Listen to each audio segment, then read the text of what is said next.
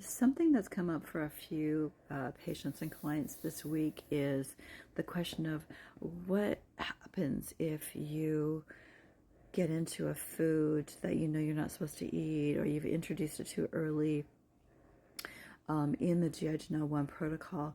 What should you do? What's happening? Well, what's happening is that your body's not ready for it yet. So it's okay. It's a temporary setback. It's not going to permanently result in any kind of issues.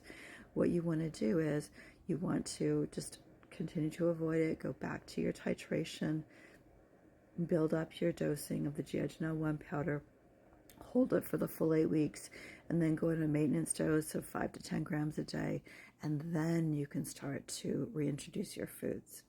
So it's important to wait to reintroduce your foods until you're completely asymptomatic and you've done the full protocol, because then you're stronger and you'll be able to see what is the impact. Remember, there's two groups of foods. One is the inflammatory foods. That group is eggs, wheat, dairy, sugar, and soy.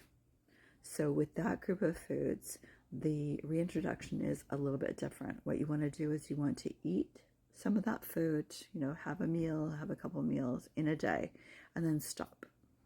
Wait for 2 days to see if there's any kind of delayed reaction in your digestive system or anywhere else.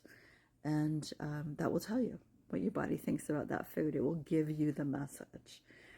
And if it's okay, you can reintroduce it.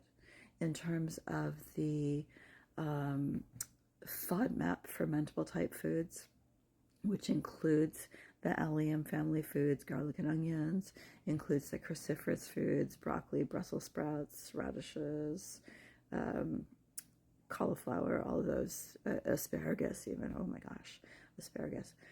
So those foods they're very fermentable, and so that's a little bit different in terms of reintroduction. You want to reintroduce those very, very gradually. Have a little bit at a time, maybe like a tablespoon a day or something of one of them.